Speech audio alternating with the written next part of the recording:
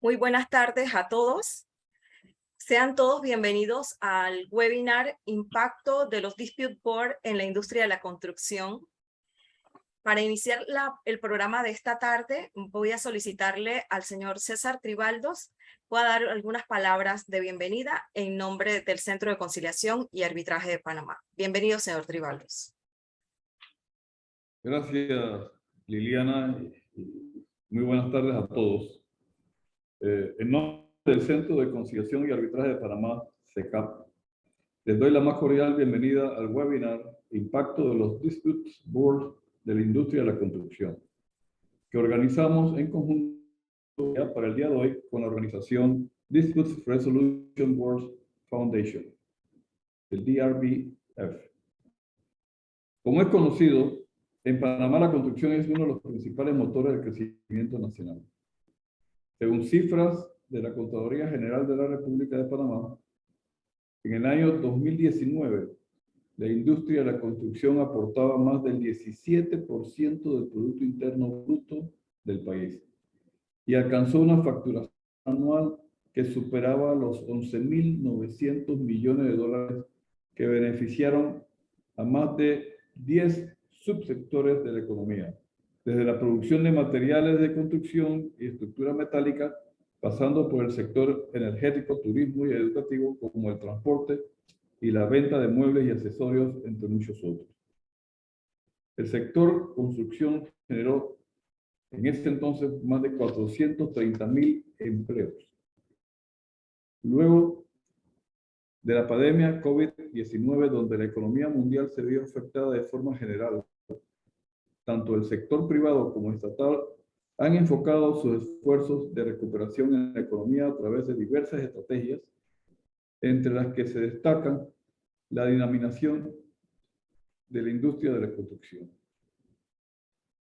Los resultados del primer trimestre del año 2022 reflejan un claro crecimiento superior al del año 2019, donde el sector construcción había representado para ese trimestre 18.5% del Producto Interno Bruto. Como parte de la dinámica de la industria en cuestión, se requiere la utilización de mecanismos rápidos y eficaces para resolver los conflictos que se generan en la ejecución de los contratos de construcción. De allí que, a lo largo de los años, en Panamá se han utilizado el arbitraje y la conciliación como métodos de resolución de controversias generadas en la construcción. Muestra de ello es que, de acuerdo con las estadísticas del Centro de Conciliación y Arbitraje de Panamá, a lo largo de los años, más del 50% de los casos de arbitraje que hemos administrado pertenecen al sector de la construcción o sectores relacionados a ello.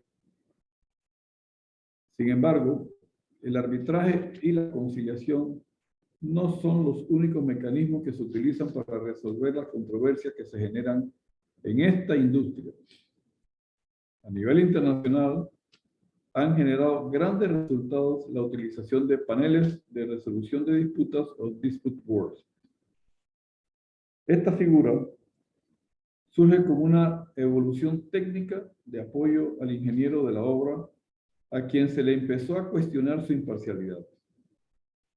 Los paneles de resolución de disputas logran esa imparcialidad, además de la posibilidad de determinar de forma expedita cuál es el origen de las controversias y sin necesidad de acudir posteriormente a un arbitraje o a los tribunales de justicia. Este año, en el CECAP, iniciamos este proyecto denominado CECAP Dispute Board, que busca ofrecer servicios de Dispute Board, o yo la llamo Junta de Resolución de Controversias, para proyectos de construcción de obras o infraestructuras. Para ello, designamos una comisión para la redacción del nuevo reglamento de CECAP Dispute Board, el cual ya se encuentra en fase de aprobación.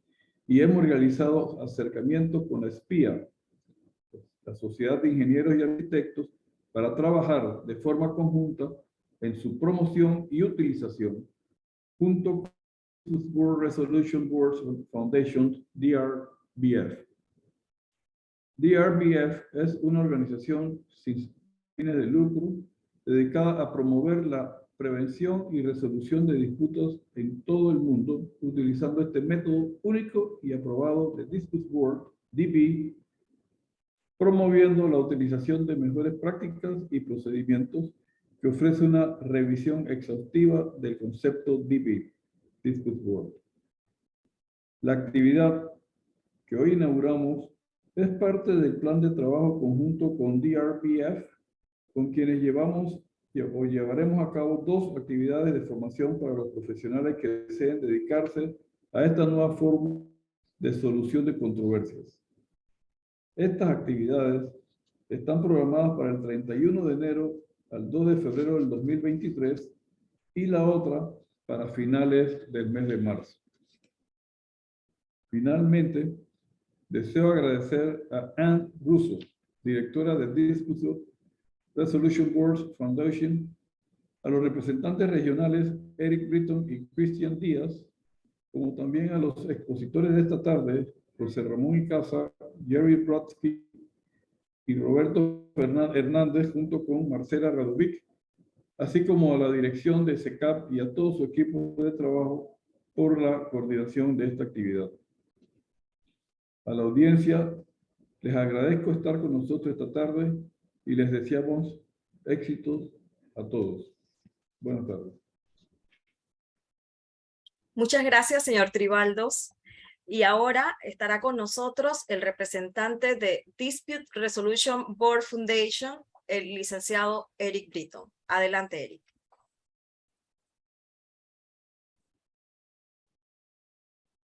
Muchas gracias, Liliana, muchas gracias y saludos a todos, señor Tribaldos. Ante todo, agradecer la invitación en nombre del Dispute Resolution Board Foundation.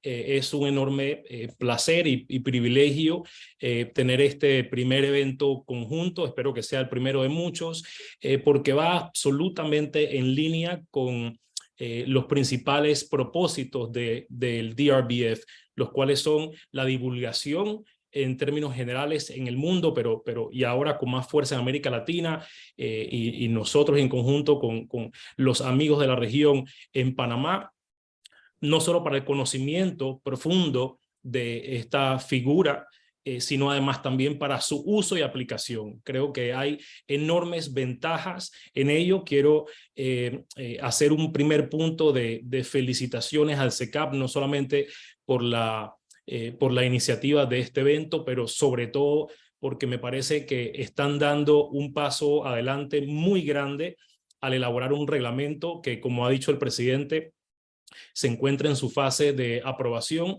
La verdad es que realmente es de admirar y de felicitarlos por ese gran avance. Creo que eso va a ser una piedra fundamental en la administración de este tipo de procesos, y de la mano del SECAP y todas aquellas personas que vayan y estén colaborando en la materia, pues hacer que Panamá, al igual que otros países en la región, pronto se convierta en uno de esos países que utiliza y reconoce los beneficios de los Dispute Board.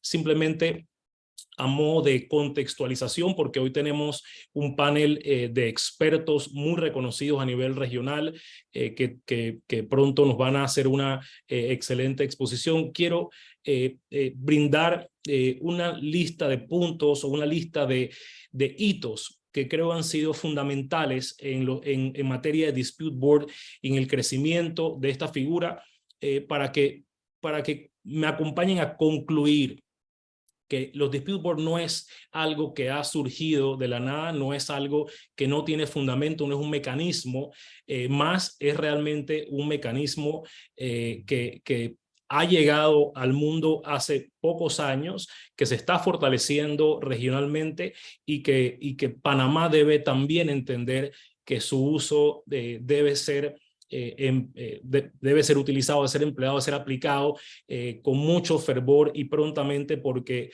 una de las finalidades primordiales en esto es lograr que las obras de construcción, como suele pasar o como pasa mucho en nuestro país, puedan llegar a culminarse. Entonces, brevemente, un recorrido por algunas fechas de hitos importantes en esto. El primero es en el año 1972.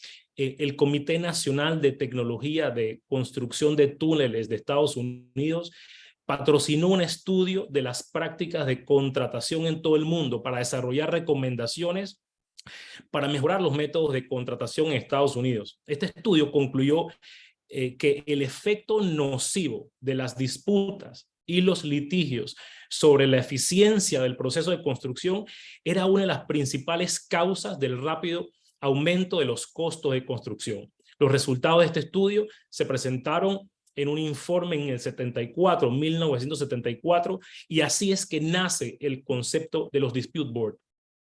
En 1975, el proceso de Dispute Board se utiliza por primera vez durante la construcción de la segunda perforación del túnel Eisenhower para la Interestatal 70 en Colorado. En el año 1989, ya la Sociedad Estadounidense de Ingenieros Civiles promueve el concepto de Dispute Board en la primera edición de su manual Cómo evitar y resolver disputas durante la construcción, y esta publicación fue actualizada y revisada después en el 91. En 1995, y este es un hito sumamente importante, porque a partir de esta fecha el Banco Mundial y luego otras entidades de financiamiento multilateral publican una nueva edición de su documento de licitación estándar que brindó al prestatario 3 opciones para la resolución de sus disputas, incluyendo el uso del Dispute Board. Lo hacen obligatorio el uso de este Dispute Board para contratos de construcción superiores a $50 millones. En 1996, el Dispute Resolution Board Foundation, DRBF, es finalmente establecido como una organización sin fines de lucro por un grupo de profesionales involucrados en la resolución de disputas en la construcción, con el objetivo de promover el uso del proceso de Dispute Board y servir como un recurso educativo e intercambio de información para propietarios, contratistas y miembros del Dispute Board.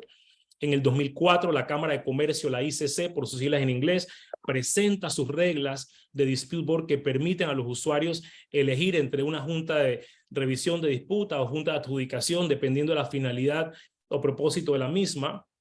Y estas reglas se actualizan posteriormente en el 2015. En el 2005, como parte de los objetivos del milenio de las Naciones Unidas, los jefes de adquisiciones de algunos bancos de desarrollo y agencias multilaterales de crédito se asocian con FIDIC y desarrollan las condiciones armonizadas de FIDIC en un libro rosa que incluye un proceso de Dispute Board tanto para la prevención como para la resolución de disputas. En el año 2008, la Agencia de Cooperación de Japón, JICA, promovió activamente igualmente el uso de los Dispute Boards. En el año 2019, el DRBF publica el Dispute Board Manual, una guía de mejores prácticas y procedimientos, libro que es una actualización completa del documento publicado originalmente en 2007 y que de paso pues está disponible de manera gratuita. Estos hitos, exactamente, Marce, ese libro es, esos hitos que hemos mencionado, lo que quiero destacar y resaltar es que la figura del Dispute Board no es otra cosa que la consecuencia de un análisis consensuado, un estudio profundo de mecanismos que brinden solución a las controversias en la industria de la construcción. La mayoría de los que estamos acá hemos participado en procesos arbitrales, hemos participado en negociaciones, en conciliaciones y mediaciones para resolución de disputas en construcción. Sin embargo, como lo verán con el panel a continuación, más adelante, verán que esta nueva disciplina, este mecanismo que para muchos es novedoso, hoy día es considerado como el mecanismo más apropiado para la solución de disputas en materia de construcción. En nombre del DRBF, queremos nuevamente agradecer al CECAP por su iniciativa con el reglamento, y además de ello queremos exhortar a todos aquellos que estén interesados en conocer un poco más de esta iniciativa, en seguir al DRBF en relación con la materia educativa, ya que ese es uno de sus principales propósitos.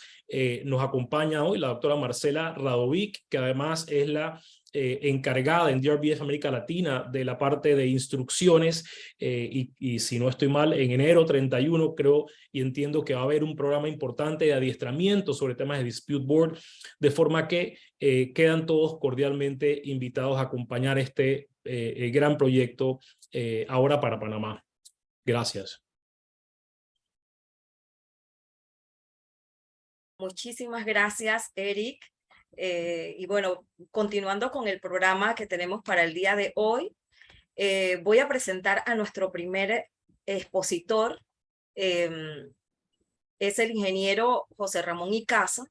El ingeniero Icaza es socio y fundador y gerente general de Mar Azul Project Management, empresa líder en gerencia de proyectos de construcción e inspección técnica de obra en Panamá y Costa Rica. Es ingeniero civil, graduado en Panamá, con maestría en administración de empresas, MBA en Duke University, maestría en administración de proyectos y gerencia de construcción y maestría en administración de finanzas. Fue presidente de la Cámara de Comercio, Industrias y Agricultura de Panamá durante el periodo 2021-2022, vicepresidente durante el periodo 2020-2021 y tesorero durante el periodo 2018-2020. Al igual fungió como director principal del Grupo de Construcción e Inmobiliario por 4 años. Fue presidente de Entrepreneur Organization Panamá, al igual que miembro de Executive Forums, miembro fundador de USA Business Council, miembro de la Junta Directiva de Pro Panamá y miembro de múltiples juntas directivas de empresas y proyectos inmobiliarios. Así que con ustedes, el ingeniero José Ramón Icaza. Bienvenido, ingeniero Icaza. Muchas gracias, Liliana, y buenas tardes a todos los que nos acompañan. Veo muchos nombres conocidos, tanto en la lista de participantes como también aquí de expositores que he tenido el placer de conocer previo al inicio de esta reunión. Voy a presentar pantalla para hacerles una breve presentación del sector construcción y el sector inmobiliario y cómo se encuentra el mismo en Panamá y tratar entonces de también contextualizar lo que va a ser la conversación posterior en el panel conforme a los proyectos del sector construcción que se están realizando en Panamá, tanto de inversión pública, pero también cómo se está comportando el sector privado.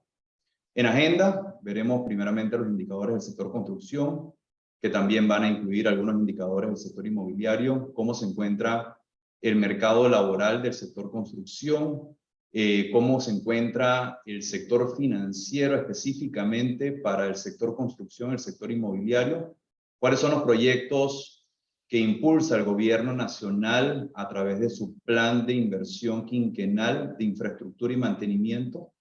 Hablaremos un poco de los proyectos de acciones público-privadas utilizando el nuevo mecanismo de la Ley 93 de septiembre del 2019 que crea el régimen de relaciones público-privadas.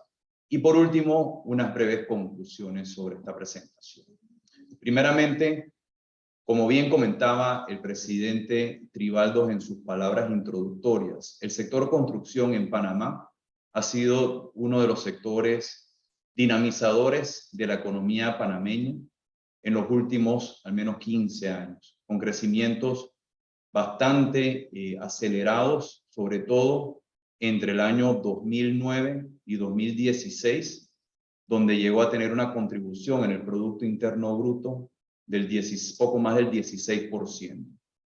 En el primer semestre del 2022, el sector construcción fue el responsable del 18.5% del crecimiento del Producto Interno Bruto de nuestro país, siendo el segundo sector más dinámico de nuestra economía en contribución al crecimiento del Producto Interno Bruto, seguido por otros sectores que ven en pantalla.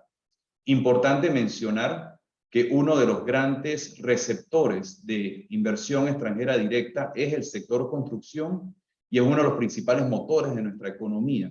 Y ya empieza a reactivarse lo que es la inversión extranjera directa en nuestro país en relación al año 2021 y 2020 que se vio severamente afectada producto de la pandemia. Solo para recordar, en el año 2018 y 2019, la inversión extranjera directa en nuestro país estuvo rondando aproximadamente los 5 billones de dólares. Segregando un poco ese crecimiento que ha tenido el sector construcción, primeramente vemos que en cuanto al costo de construcción medido por dólares, el principal área de nuestro país que recibe la mayor inversión es el Distrito de Panamá, con aproximadamente el 63% de la inversión, equivalente a dos terceras partes, y el otro tercio se distribuye en el resto del país. Y vemos cómo ha habido un incremento considerable de doble dígito en cada una de las regiones de nuestro país.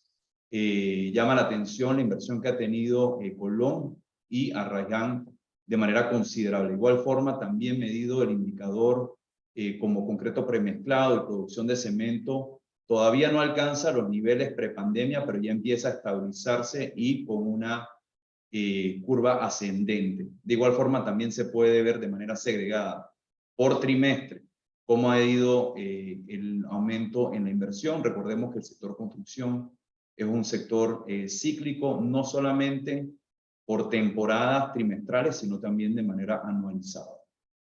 Cuando vemos el mercado inmobiliario, también ha tenido un repunte en Panamá, lo que es venta de viviendas nuevas, tanto de viviendas con tasas subsidiadas, y son aquellas que tienen un valor inferior a $180,000. Panamá cuenta con una tasa de interés preferencial y típicamente es el principal motor del sector inmobiliario y que representa un porcentaje importante de las ventas, usualmente alcanzando el 80% del volumen total de ventas.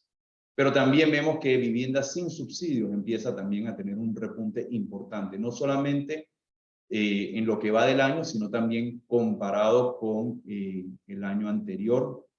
En cuanto a la parte de la oferta, que Panamá es ampliamente conocido, que estaba experimentando una sobreoferta previo a la pandemia, eso, digamos, obligó a múltiples promotores a reducir o eliminar algunos proyectos que estaban en ese momento en el pipeline para desarrollarse, y hemos tenido una absorción del mercado que ha ido reduciendo también de manera gradual lo que es la oferta, lo cual podría abrir el espacio en los próximos años. Yo estimo que probablemente en 2 años podamos ver una reactivación un poco más acelerada del sector inmobiliario en nuestro país y por ende de la inversión privada, como lo veíamos en los niveles prepandemia. En cuanto a la situación del empleo, y también lo comentó el presidente Tribaldos, el sector construcción es uno de los principales generadores de empleo de Panamá, representando en su pico en el año 2014 más del 10% del mercado laboral. Hoy en día, luego del proceso de reactivación de la economía, empieza a haber un repunte en el mercado laboral del sector construcción con un incremento del 9.9%, luego una caída drástica del 17.1% en el año 2021 y del 9% en el año 2019, representando poco más del 8% del mercado laboral, con 157,000 plazas de empleo registradas al mes de abril de 2022. De igual forma, también como indicador positivo que mide Manpower Group, el 55% de los empleadores del sector construcción esperan un aumento neto del personal a contratar en el cuarto trimestre del año 2022. Sin embargo, también reportan una serie de falta de, digamos, de capacidades y habilidades blandas, como lo son las que están listadas en la mano derecha: proactividad, colaboración, pensamiento crítico, resiliencia y autodisciplina, lo cual obliga no solamente al gobierno nacional, sino también a la empresa privada y la sociedad civil organizada a tomar acción y entrenar a esa mano de obra panameña para poder ocupar con una mano de obra calificada los puestos de trabajo que se están creando en el sector. En cuanto al crédito del sector construcción, el saldo de los créditos a la fecha llegó a un pico en el año 2017 de $6.7 billones, y gradualmente ha ido bajando ese saldo a medida que se ha ido absorbiendo el inventario terminado y los promotores han estado en capacidad de poder ir cancelando sus deudas, y en este momento se ubica alrededor de 5 billones de dólares lo que es el saldo de crédito para la construcción local, con una variación de 10.4% negativo. Si dividimos esto entre vivienda y locales comerciales, podemos ver que típicamente viviendas es 2/3 partes de lo que vendría siendo, de la mitad a 2/3 partes de lo que vendría siendo local comercial interno. Y en cuanto a lo que es el saldo de crédito hipotecario, y como muchos conocerán, Panamá tiene una oferta de productos hipotecarios muy ventajosos y beneficiosos en comparación a la región.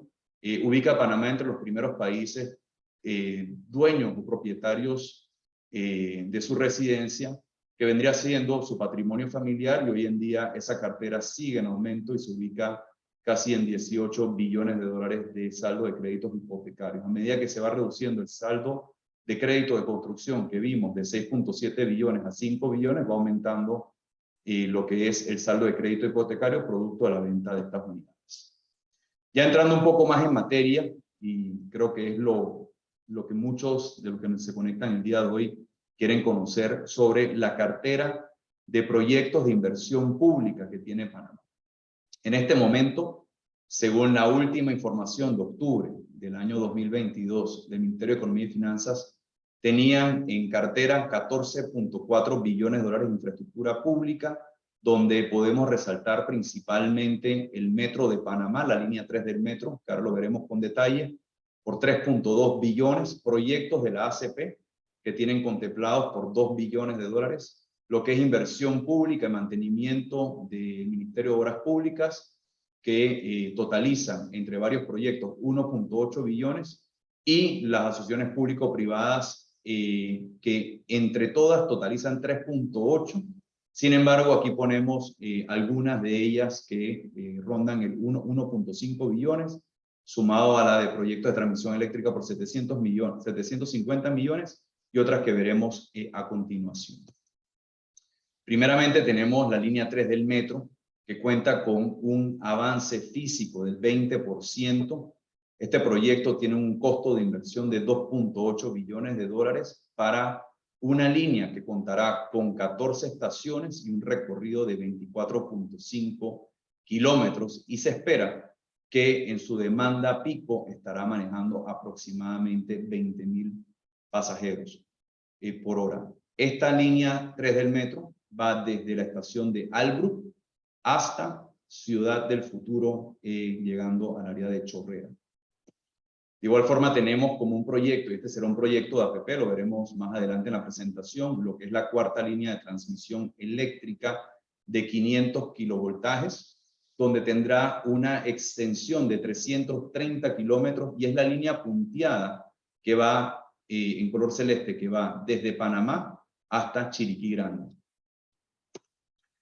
La construcción del nuevo Hospital del Niño, este es un proyecto que venía de administraciones anteriores y producto de algunas impugnaciones y, digamos, algunos casos en los procesos de licitación, no se había podido dar la orden de proceder. Finalmente, post pandemia, se dio la orden de proceder a la empresa constructora e inició construcción. Es un proyecto muy importante para el país, con un costo de 443.9 millones de dólares, y tiene actualmente un avance físico de 5%. Este hospital tendrá capacidad para 476 camas.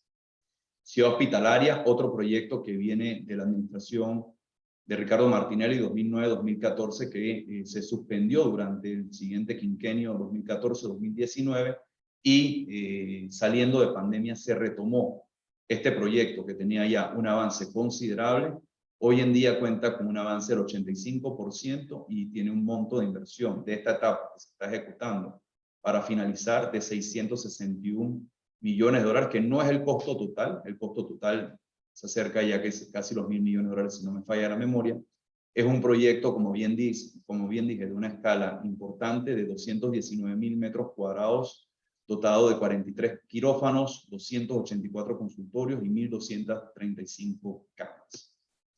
El Instituto Oncológico Nacional, con un monto, un costo aproximado de construcción de $434.8 millones, se encuentra en este momento en proceso de licitación. Y adicional a eso, ponemos en pantalla un resumen de la ejecución presupuestaria del sector público no financiero para la vigencia fiscal de lo que fue los años 2019 al 2022, donde podemos ver cuánto fue lo aprobado según presupuesto, la ley de presupuesto, las modificaciones y la ejecución real, y cuánto se espera que se estará ejecutando entre el año 2023 y 2026 por un orden de $17.2 billones. Ahora quiero hablar un poco de las asociaciones público-privadas y los proyectos APP. Como bien comenté, la ley 93 del 2019 creó el régimen de APP, el cual cuenta de 4 etapas claramente establecidas. Primera etapa, la etapa de prefactibilidad. La segunda etapa, la etapa de factibilidad. En este momento, cuando ya el proyecto llega a la etapa de factibilidad y pasa a la etapa de factibilidad, pasa de ser una iniciativa pública a un proyecto APP y entra en lo que es la fase de licitación y posteriormente en la fase de ejecución. Ahora le abriré, al final de la presentación, le abriré la página web porque ahí podrán encontrar más información sobre APPs, tanto del ente rector como de la Secretaría Nacional de APP.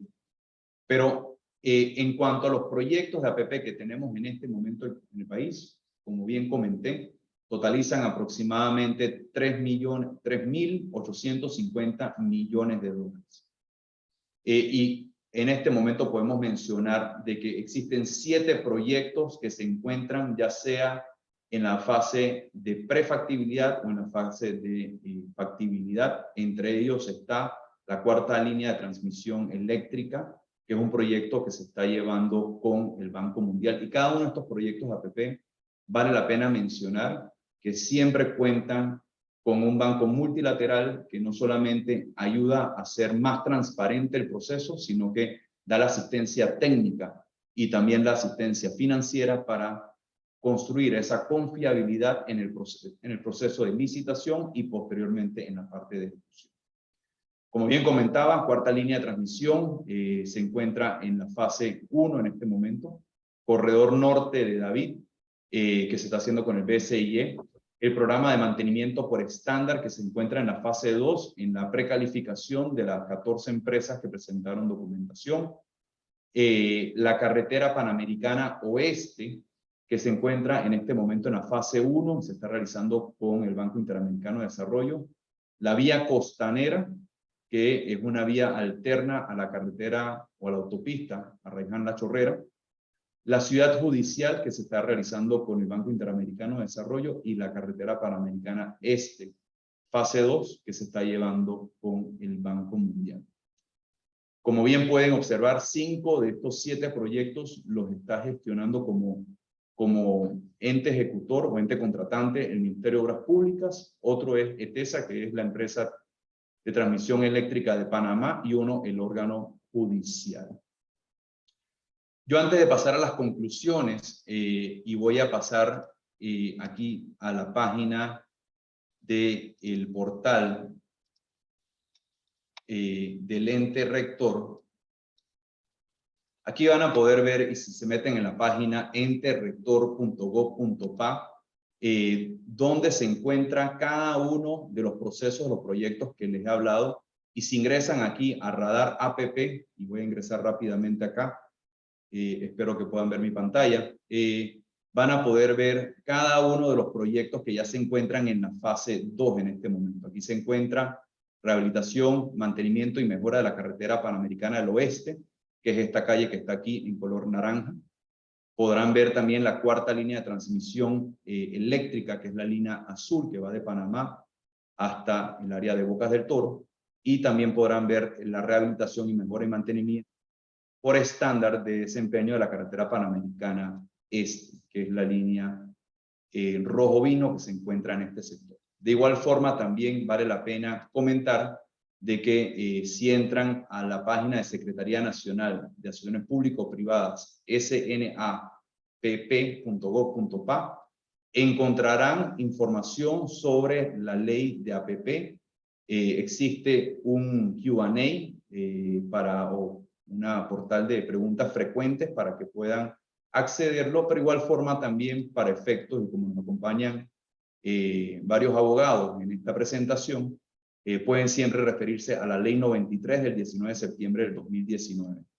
Regresando a la presentación, considero que hay que prestarle mucha atención a estos procesos de APP, toda vez que el gobierno nacional tiene programado realizar un porcentaje importante de la inversión pública a través de esta figura en los próximos 3 años. Es una figura novedosa para nosotros desde la perspectiva de esta Ley 93. Si bien Panamá ha tenido experiencia a través de concesiones administrativas, el cambio que se ha realizado de fortalecer el marco jurídico, la gobernanza y la creación del ente rector y la Secretaría Nacional de la APP hace que el proceso en compañía de las multilaterales sea un proceso mucho más transparente, pero también traerá algunos desafíos, pero también beneficios para el sector construcción. Así que sin más, muchas gracias a todos por su atención y quedo atento a las consultas que puedan realizarse a través del chat o la pestaña de Q&A. Muchas gracias. Muchísimas gracias, ingeniero Icaza, por esta presentación.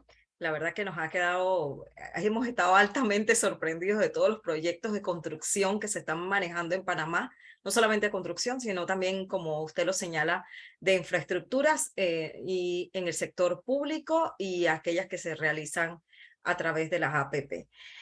Pues nos ha quedado bastante claro el tema de la situación actual de la construcción y su importancia para la economía panameña. Bueno, vamos a darle paso ahora dentro del programa a lo que es el panel sobre el impacto de los dispute boards en la industria de la construcción. Para esto va a moderar el panel el licenciado Eric Britton y lo van a acompañar Jerry Brodsky, Roberto Hernández y Marcela Radovic. Voy a permitirme ahora a Eric con el otro sombrero como moderador, voy a permitirme a leer un poco sobre la biografía de Eric. Eric es socio de Britton Iglesias, una firma panameña que pues se desarrolla no solamente en Panamá, sino a nivel de la región. Con 2 décadas en el ejercicio del derecho, Eric se destaca por las áreas de arbitraje comercial, tanto local como internacional, en particular énfasis pues, en el sector de la construcción, energía, compraventa, distribución, concesiones públicas, banca y finanzas, entre otros. Ha actuado también como abogado de parte y árbitro en múltiples procesos bajo las reglas de SECAP, y también bajo reglas de UNCITRAL, de ICC y de CIADI. Es referente pues, en temas de arbitraje comercial y en derecho de la construcción, por lo que ha dictado innumerables conferencias. Así que, pues, sin más preámbulo, Eric, la audiencia es tuya y pues en adelante pues contamos pues con el panel sobre el impacto de los dispute board en materia de construcción. Adelante, Eric. Muchas gracias Liliana y bueno, sin duda alguna estoy seguro que este panel, al igual que la presentación anterior, va a estar lleno de mucha información muy valiosa. Ahora en esta oportunidad, pues en relación al tema de los dispute boards. Por temas de tiempo, voy a presentar muy brevemente a nuestros panelistas, arrancando, por supuesto, con la doctora Radovic. Ubico aquí la información. Marcela Radovic, de Chile, abogada de la Universidad de Chile, máster en regulación económica de la London School of Economics, más de 20 años de experiencia como especialista en derecho a la construcción, arbitraje, dispute board y consejera del Centro de Arbitraje y Mediación de la Cámara de Comercio de Santiago de Chile, profesora de varios programas de posgrado en Chile y otros países en América Latina, con especialidad en derecho de la construcción. Bienvenida, Marcela, un gusto que nos acompañes en este evento. Adicionalmente, contamos con la presencia de Roberto Hernández de México. Roberto Hernández, el licenciado Roberto Hernández es abogado, maestro en Derecho por la Universidad Panamericana, se especializa en contratación pública, derecho de la construcción, anticorrupción y medios alternativos de solución de controversias. Ha encabezado y participado en múltiples grupos de trabajo en las áreas de construcción, contratación pública y anticorrupción en organizaciones relevantes como la ICC de México, la International Bar Association, la Barra Mexicana, el Colegio de Abogados, ANADA y la Cámara Mexicana de la Industria de la Construcción. Es frecuente orador y publica artículos y contribuciones para publicaciones diversas, incluyendo obras en donde su columna Construyendo Derecho ya cuenta con más de 10 años de existencia ininterrumpida. Finalmente, y no menos importante, Jerry Brodsky de Estados Unidos. Jerry es socio y director de la práctica latinoamericana de Pekar and Abramson. Desde Miami, la práctica y experiencia de Jerry incluye megaproyectos de transporte y otras infraestructuras, así como proyectos de ingeniería y construcción industriales, comerciales y residenciales. Jerry también brinda servicios de capacitación y asesoramiento a clientes nacionales e internacionales en las áreas de negociación, de contratos, cumplimiento y administración y gestión de riesgo de proyectos legales, miembro del Colegio de Abogados de la Florida, el Condado de Dade, y se desempeña como presidente de la División Internacional del Foro sobre la Construcción de la Asociación Estadounidense de Abogados y secretario de la Región 4, América Latina, de la Fundación de la Junta de Resolución de Disputas, DRBF. Bien, bienvenidos sean todos y muchas gracias anticipadas por acompañarnos. Son varios temas en discusión. La metodología que se ha elegido es, se han elaborado una serie de preguntas que se le harán en particular a alguno de ellos, con la posibilidad de que si alguno de ellos considera importante hacer algún ajuste, complemento a la exposición del copanelista, pues perfectamente podrá hacerlo tomando en consideración el tiempo. La primera pregunta vamos a dirigírsela a Jerry Brodsky. Y la pregunta es, Jerry, ¿cómo diferenciarías el Dispute Board de otras figuras de resolución de disputas? Y por supuesto, cuando estamos en este tipo de industria, en específicamente resolución de disputas, uno lo primero que dice, bueno, yo puedo negociar, yo puedo conciliar, pero también está el arbitraje y hay algo nuevo que se llama entonces Dispute Board. ¿Cómo es que uno diferencia? ¿Cuáles son esas principales diferencias que pudiesen señalarse con relación al Dispute Board, Jerry? Bueno, gracias, Eric. Ante todo, muchísimas gracias al SECAP por la invitación al DRBF. Es un gusto y un honor estar con todos ustedes hoy día. Y respondiendo, Eric, a tu pregunta, si me permites, voy a utilizar solamente una definición de los dispute boards para tratar de diferenciar entre este modelo y los modelos más tradicionales de resolución de controversias. Si es que la tecnología me coopera, a ver si consigo, no sé si consiguen ver. Sí, perfecto.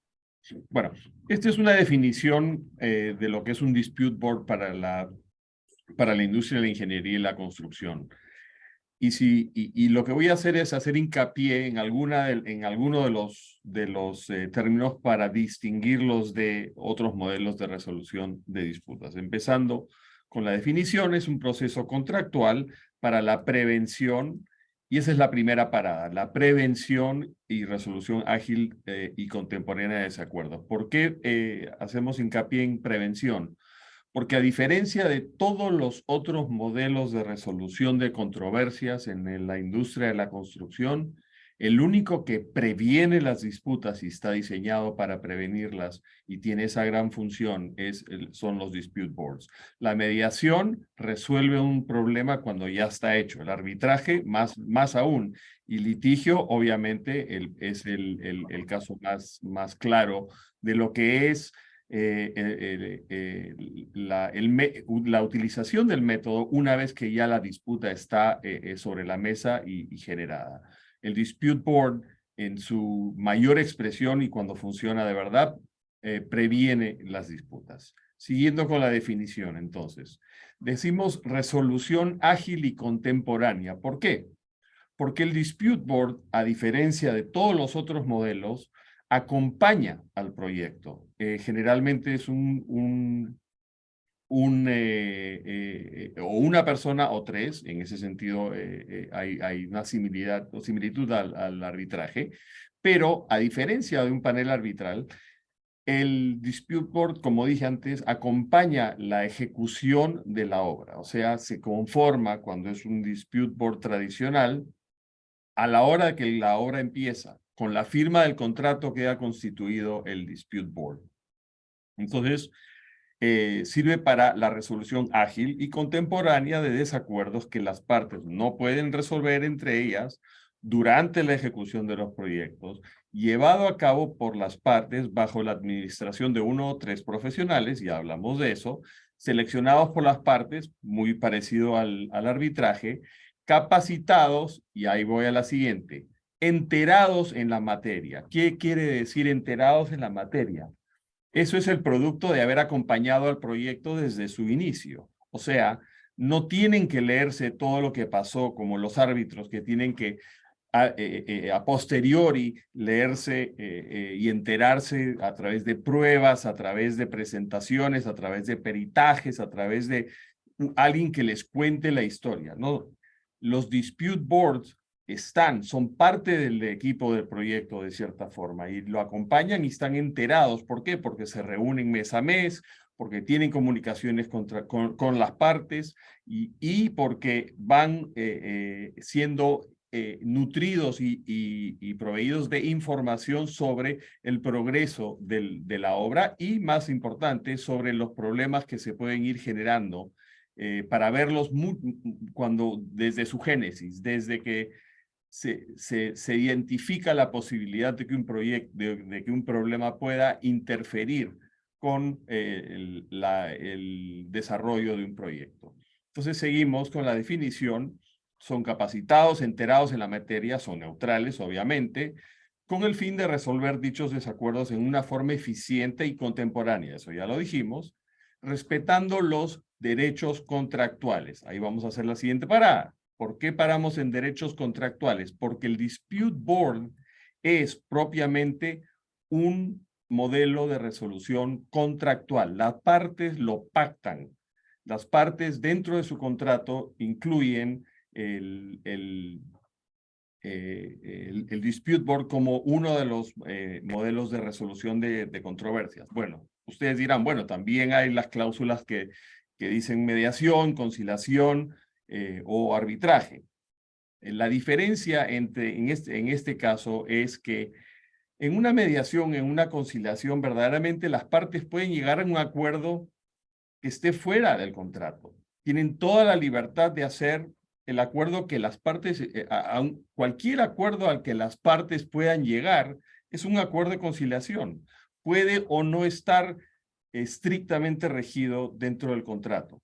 Eso en un dispute board no se puede hacer. El dispute board, la función del dispute board es de interpretar los derechos contractuales y dentro del marco contractual sin salirse de él. Entonces, siguiendo con la definición, decimos los derechos contractuales y legales de las partes y de esa forma asegurando el flujo de recursos. Aquí llegamos a la médula de la razón por la cual los dispute boards existen. La razón por la cual existen, y lo dijo Eric en su presentación, es por la cantidad de proyectos, especialmente en nuestros países, que no llegan a ser terminados, que se paran a la mitad, que se quedan tirados.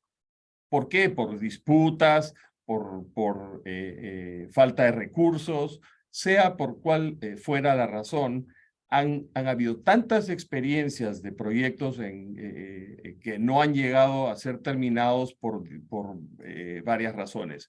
El Dispute Board en su función de prevención de disputas, en su función de acompañamiento contractual y acompañamiento contemporáneo, asegura que las disputas se resuelvan rápidamente en su momento y de una manera eficiente, y de esa forma, si es que hay una orden de cambio que esté en disputas y se le presenta al dispute board y el dispute board le da la razón, ya sea, digamos, al contratista, el propietario tiene que pagar esa disputa, esa orden de cambio. Puede después recurrir a una instancia superior, ya sea un arbitraje o un litigio, para tratar de recuperar lo que el dispute board le ordenó o decidió que era el recurso apropiado. O sea que el proyecto ha sido protegido, el flujo de recursos, que es la sangre de los proyectos, se protege. Y eso me lleva a la siguiente diferencia entre los dispute boards y todas las los otros modelos de resolución de controversias. En el arbitraje, en el litigio y en las mediaciones y conciliaciones, ¿qué es lo que está en juego? Los intereses económicos de las partes. O sea, uno tiene una demanda, el otro tiene una respuesta, pero lo que se deciden son intereses, disputas comerciales, o sea, disputas económicas.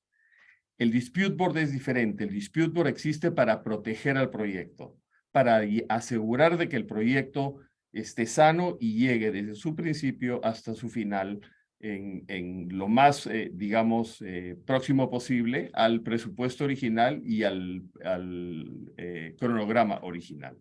Y esa es una gran diferencia también entre los dispute boards y los otros modelos de resolución de controversias. Y finalmente, lo que hace un dispute board es evitar un litigio, evitar un arbitraje. ¿Por qué? Porque para llegar a que una obra de construcción sea exitosa, es como una orquesta sinfónica. Los instrumentos tienen que estar coordinados y hacer música, no disonancia. Tener un arbitraje o tener un litigio durante una obra de construcción es como tratar de hacer música entre Rusia y Ucrania en estos momentos. No existe, no hay forma. Entonces, el dispute board es una manera de armonizar y resolver las desavenencias o los desacuerdos que puedan generarse durante una obra sin destruir el proyecto, sin destruir las relaciones entre las partes, y llegando permitiendo de esa forma que el proyecto llegue a su conclusión, como dije antes, en lo más próximo posible al plazo original y al presupuesto original. Creo que con eso, esa definición de los dispute boards se hacen, y he podido puntualizar algunas de las diferencias más importantes entre los dispute boards y los otros modelos más tradicionales de resolución de disputas. Agradezco nuevamente la oportunidad de dirigirme a ustedes el día de hoy, y quedo dispuesto a cualquier pregunta, a cualquier comentario. Muchísimas gracias. Gracias, Jerry. La verdad es que muy clara y muy precisa tu explicación. Fíjate que logro rescatar de lo que acabas de comentar algo que en efecto, y sin duda, es decir, quienes participamos usualmente en procesos arbitrales, la verdad es que llegamos al proceso cuando estamos ya, cuando las partes ya dejaron de hablar, de pronto la obra está paralizada y está por resolverse los intereses de las partes. Habiendo sufrido mucho, y me parece muy interesante igualmente destacar lo que dices en relación con que el hecho de que las partes o el hecho de que el dispute board pueda estar a lo largo de la construcción permite que el entendimiento de los problemas sea mucho más acelerado para decisiones además contemporáneas. Es decir, surge el problema y pueden ser entonces definidas a lo largo sea uno o varias disputas que se someten, que puedan ser resueltas a lo largo de la obra, e igualmente el hecho de que si el dispute board, como dices, ordena a una de las partes a cumplir con una obligación, entiéndase que reconozca una orden de cambio, que haga un pago efectivamente, pues sin duda eso, como bien dices, evita que la obra pueda ser culminada, al margen de que al final estos temas puedan ser resueltos al final. De forma que queda muy clara esa diferencia con relación a, digamos, el principal otro mecanismo que es el arbitraje. Gracias, Jerry. Voy a pasar a la siguiente pregunta y esta vez es para Marcela Radovic. Marcela, ¿en qué consiste un dispute board y qué clases de dispute board hay? ¿Son todos iguales? ¿Solo hay uno? ¿Hay más de una categoría o formas?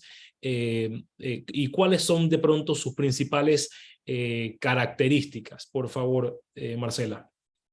Gracias, Eric, y gracias al CECAP, a Liliana, a don César, a todos por esta invitación. Yo creo que estamos muy contentos porque Panamá es un país que tiene mucha actividad, como lo explicó José Ramón, y la verdad es que queremos que los dispute boards puedan aportar en el desarrollo de esos proyectos tan importantes, tan icónicos para el país.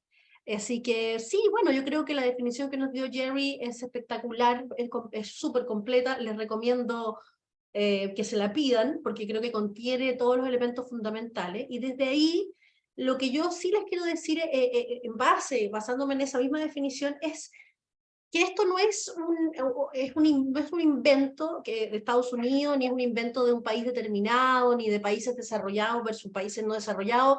Es un invento de la industria de la construcción para la industria de la construcción. La industria de la construcción conocía estos mecanismos de los que hablaba Jerry, ¿cierto? Conciliación, son todos buenos, son todos los que llamamos mecanismos alternativos y que en una versión más moderna llamamos adecuados, mecanismos adecuados de gestión de conflictos. Ahí vamos evolucionando. Y el dispute board es uno de ellos. Pero la diferencia es que se lo inventa la industria de la construcción, que tiene muchas más características y similitudes a lo largo del mundo, en sí misma. Entonces dice, yo necesito un mecanismo para mí, porque mis proyectos no pueden esperar.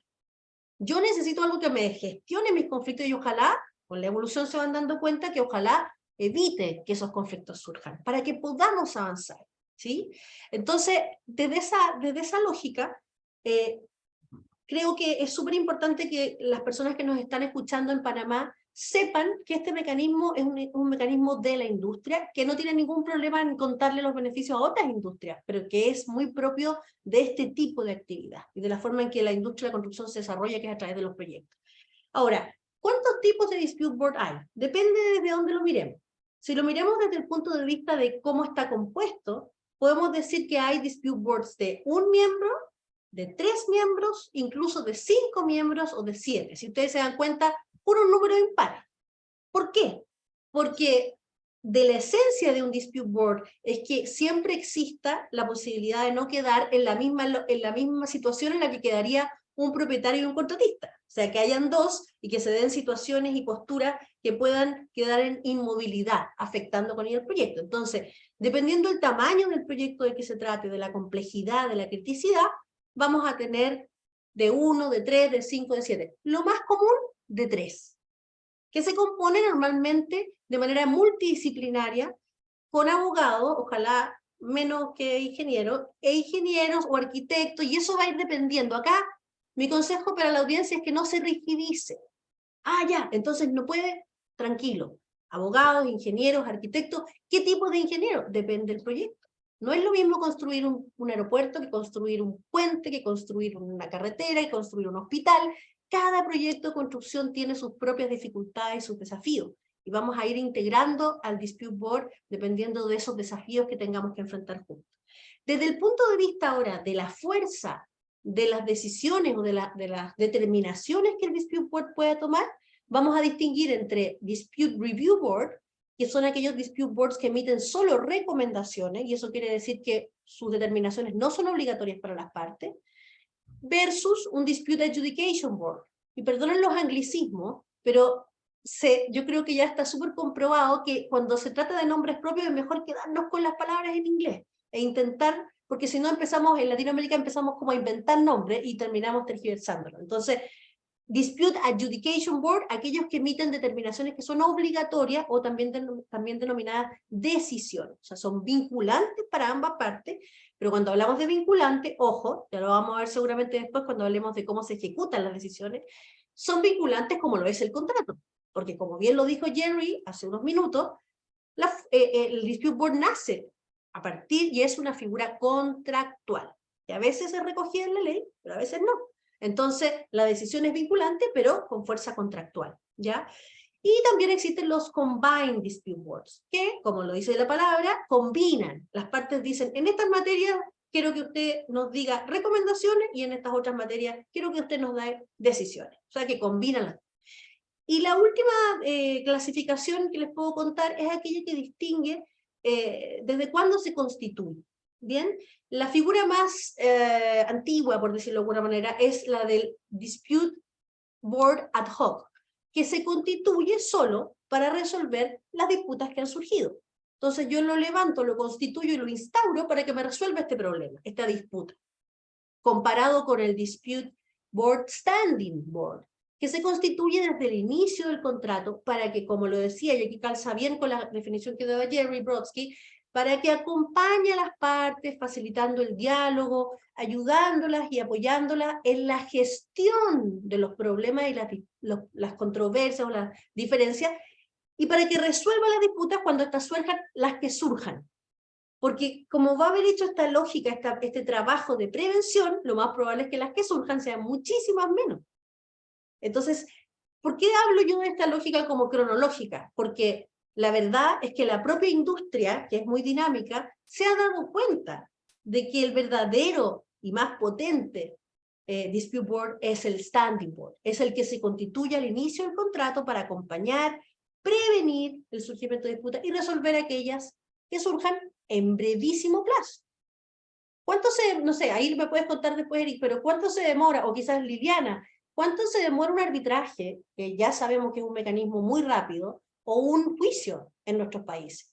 Bueno, en resolver. Un Dispute Board puede resolver una disputa en 90 días, dependiendo obviamente del reglamento, ¿cierto? En 90 días si el reglamento de la ICC, o en 84 si estamos hablando de contratos FIDIC, sí, pero nunca va mucho más allá que eso. Entonces, previene el resurgimiento de disputas y resuelve aquellas disputas que hayan surgido en el más breve plazo. Entonces, esas son como las definiciones más importantes.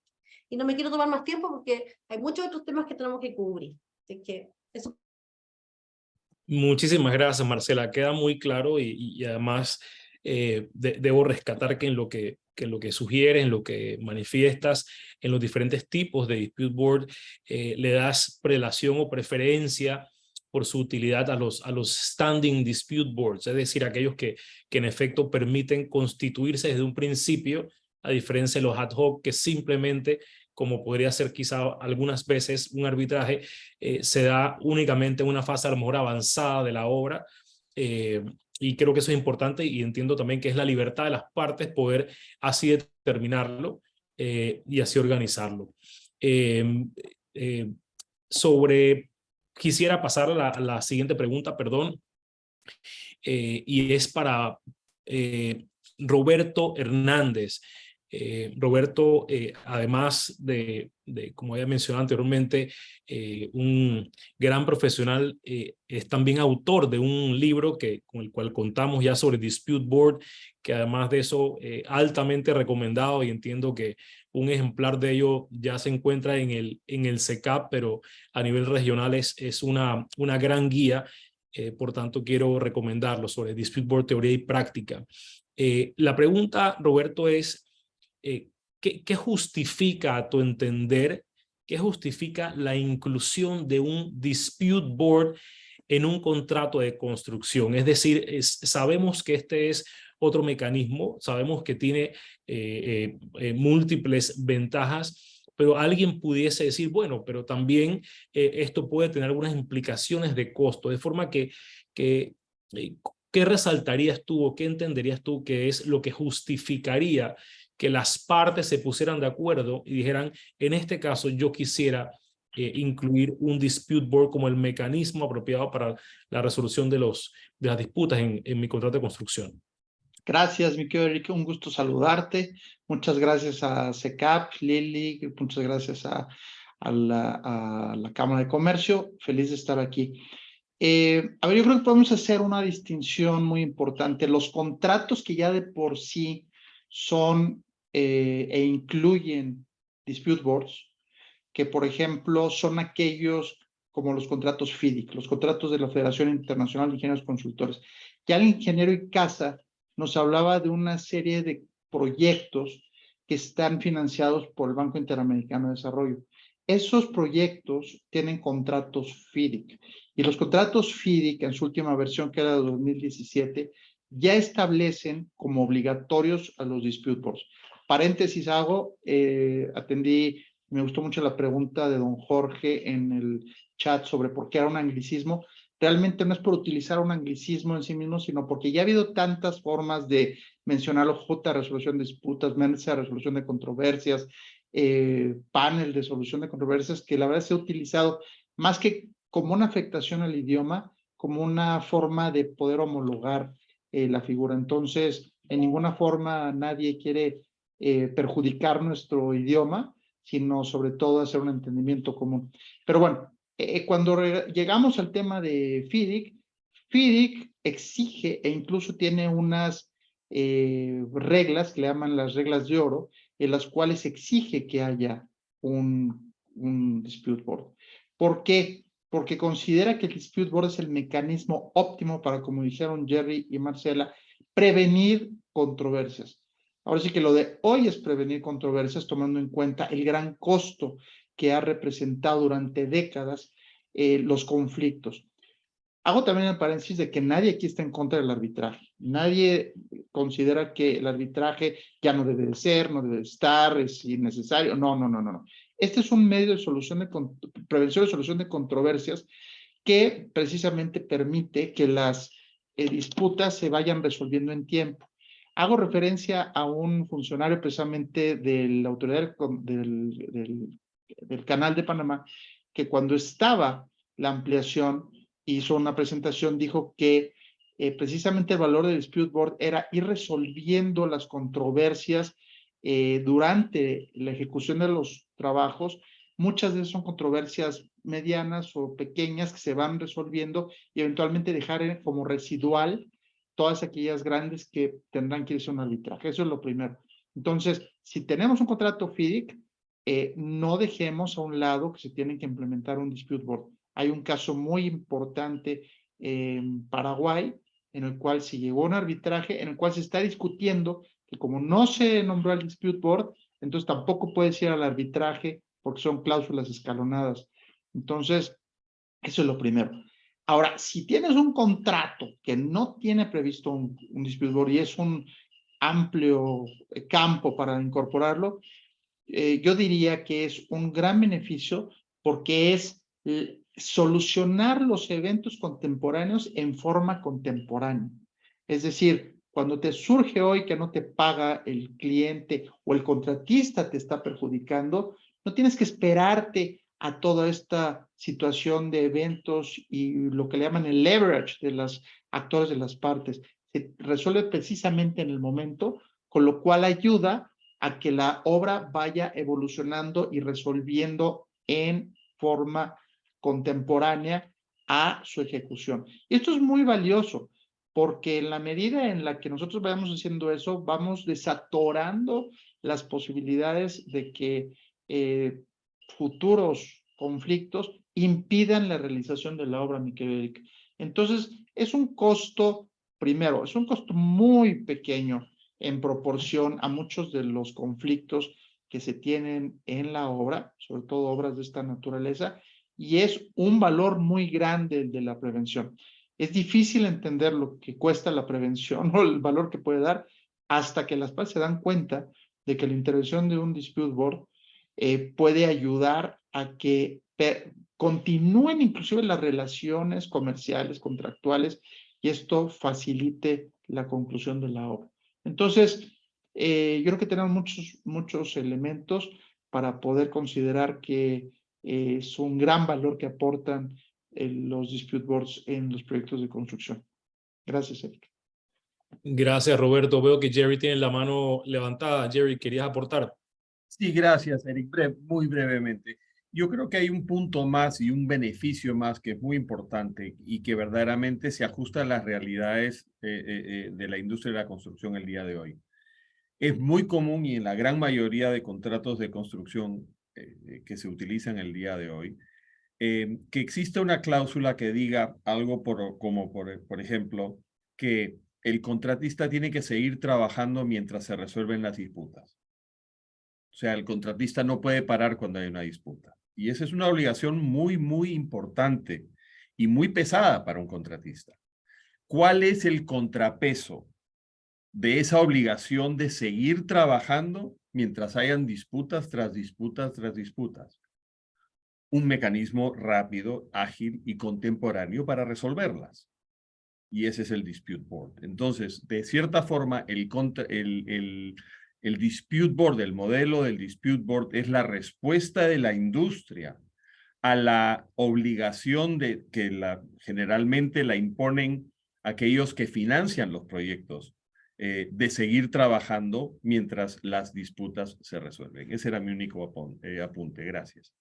Muy claro y muchas gracias, Jerry. Roberto, nuevamente muchas gracias por tu respuesta y sí, yo creo que igualmente me parece que es muy claro el punto y lo entiendo, es en el sentido de, en la medida en que existan altas posibilidades, según lo indican las estadísticas, de que aquellas disputas que surgen en el curso de un proceso, de un proyecto de construcción, disminuyan, pues lógicamente el costo de resolverlas in situ y evitar que lleguen después a disputas mucho más grandes, pero además evitar que se generen costos financieros, por ejemplo, por horas paradas, puesto en la balanza, eso lo que implica entonces es que se da un balance, perdón la redundancia, a favor de decir, mira, vale la pena tener un mecanismo instalado o instaurado a lo largo del proceso del proyecto de construcción. Voy a pasar a una siguiente pregunta que considero muy importante y se la formulo a Jerry. Jerry, los Dispute Board, sea de 1, 3 o más miembros, van a emitir alguna o algunas decisiones en el curso del proyecto que sea. Y luego esas decisiones, o frente a esas decisiones, surge una duda dependiendo de cuál es su naturaleza. Esto es una sentencia, como diríamos una sentencia judicial, esto es un laudo arbitral. ¿Qué es esta decisión para efectos de la pregunta concreta, que es cómo se ejecuta esa decisión que emite el Dispute Board, Jerry? Gracias, Eric. La verdad que voy a responderlo con la palabra preferida de los abogados. Depende. Depende de cómo esté escrito en el contrato y depende del marco jurídico donde se estén utilizando los Dispute Boards. Pero por lo general, las decisiones, y no siempre son decisiones, hay estados como por ejemplo el estado de la Florida, donde yo vivo, donde los Dispute Boards en obras públicas no tienen el derecho y no pueden emitir decisiones, solo recomendaciones. Pero vamos a hablar de decisiones. Lo que se acostumbra y lo que se pacta generalmente en los contratos es que las decisiones de los Dispute Boards son ejecutables dentro del marco contractual y sujetos a una instancia siguiente y superior para apelar o tratar de revertir la decisión del Dispute Board. Pero siempre, o sea, no es una decisión jurídica, no es un laudo arbitral, porque no es, o sea, es un proceso contractual. La orden de cambio se decidió en favor del contratista o se decidió en favor del propietario. Si es que se decide, y es una orden de cambio por, digamos, trabajos extras o por tiempo, por plazo, si es que se decide en favor del contratista, el propietario tiene la obligación de pagarlo. Y ojo, en muchos contratos, el no pago, el incumplimiento de una decisión de un Dispute Board es la única justificación que el contratista tiene para parar la obra. Así como dije antes que los contratos impiden y obligan a los contratistas a parar las obras cuando hay disputas, tienen que seguir trabajando, el contrapeso siendo el disputor. Pero si el dispute board decide que el contratista tiene la razón y aún el propietario no le paga, entonces por lo general en esa situación sí el contratista puede parar la obra. Ese es, digamos, el arma más fuerte y más, pero solamente se puede usar en esas instancias. Dispute board es justicia imperfecta por su naturaleza. ¿Por qué? Porque es rápido, es 84 días ante FIDIC y a veces menos. O sea que tiene imperfecciones, no va a cumplir con todas las obligaciones de debido proceso. Y por eso es que hay una salvaguarda, ¿cuál? El arbitraje o el litigio posterior para tratar de revertir. Ojo, las estadísticas son de que son muy pocas las decisiones de un dispute board que un panel arbitral le va a dar vuelta o que un juez va a modificar. ¿Por qué? Porque son los dispute boards los que conocen, estuvieron en el proyecto, acompañaron, no tienen ningún tipo de interés, son imparciales y están enterados y saben de la materia. ¿Quién mejor para decidir esas cosas? Se equivocan muy poco los dispute boards. Gracias, Eric. No te escuchamos, Eric. Perdón y gracias, tenía que pasar.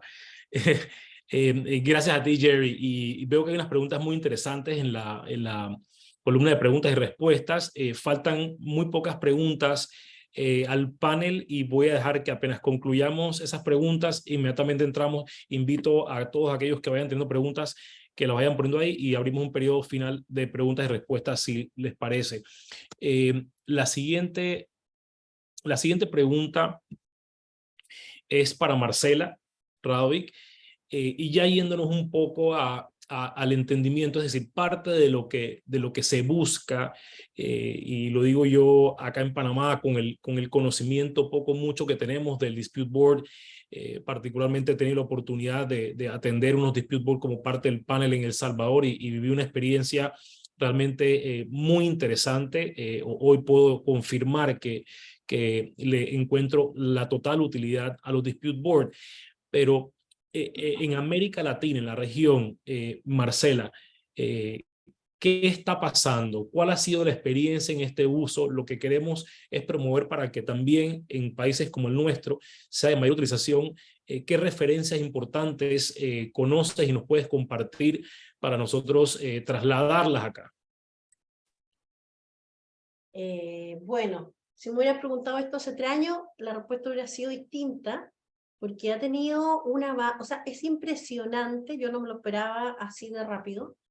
Yo aquí partiría haciendo un poco la mención que hizo Roberto antes en relación a que hay países en Latinoamérica que son prestatarios de préstamos internacionales, de bancos, ¿cierto?, internacionales, como el Banco Mundial, como el BID, en fin, y otros países que no son prestatarios de bancos internacionales, particularmente en el tema de infraestructura.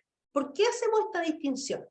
Porque cuando hablamos de los primeros países, como el caso de El Salvador, ¿cierto?, como el caso del Perú, lo que vemos es un avance, una utilización de los dispute board mucho más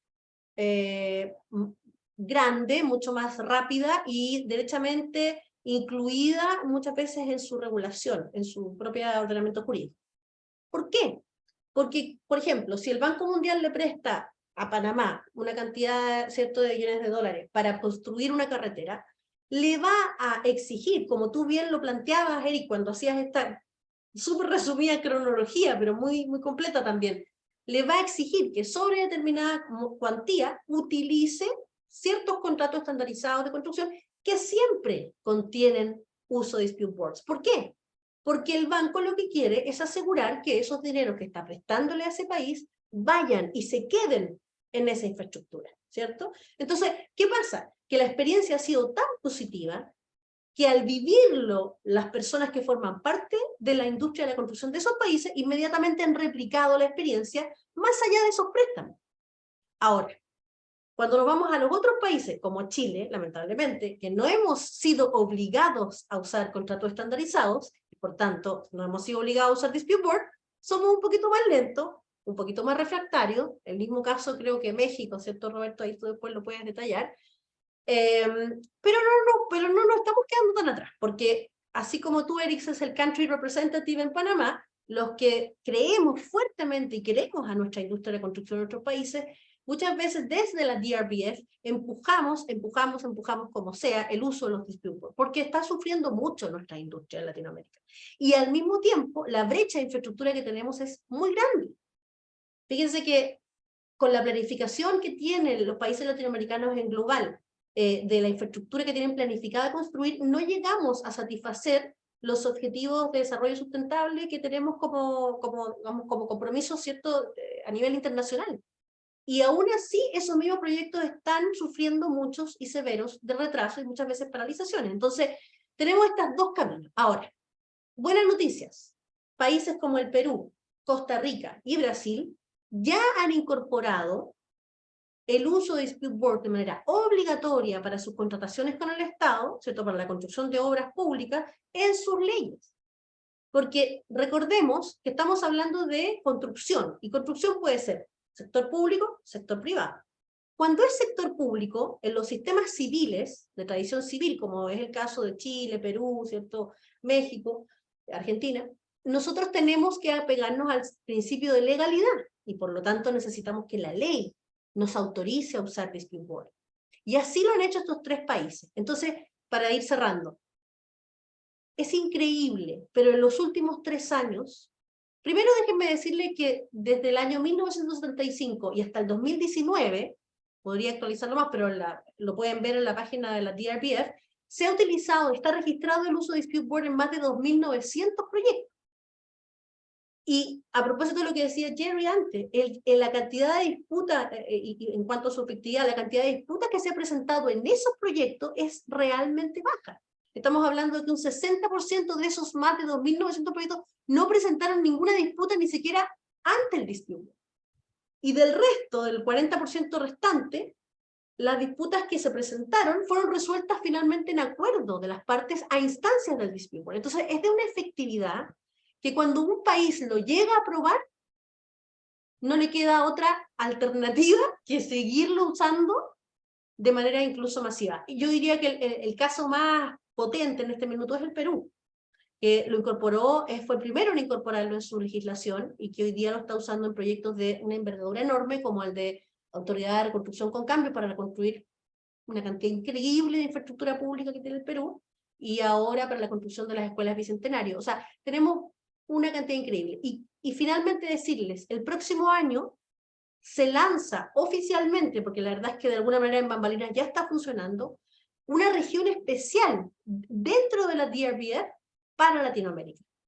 ¿Por qué? Porque avanzó de manera tan increíble que la propia Dispute Resolution Board Foundation dijo, no, tenemos que tener una región con un directorio, con la propia idiosincrasia de Latinoamérica.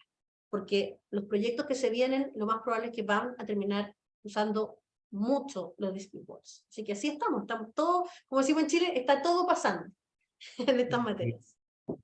Muy bien, muchas gracias por esa actualización regional, Marce, muy clara, que además nos da esperanza porque entendemos entonces que hay un trabajo todavía por hacer, no solamente en Panamá, sino en la región. Y bueno, la idea es sumarnos cada vez más a ese esfuerzo, y además de eso, pues nada, como en este momento, contando con gente como ustedes que aportan mucho a esos procesos en la región, y sé que ustedes en particular y algunos también colegas y amigos del Perú, no solamente en sus propios países, pero también en la región, hacen un esfuerzo importante para que esta figura del Dispute Board camine y penetre un poco más, sea más de mayor conocimiento y uso. Una última pregunta para Roberto Hernández, y es en línea con la pregunta anterior.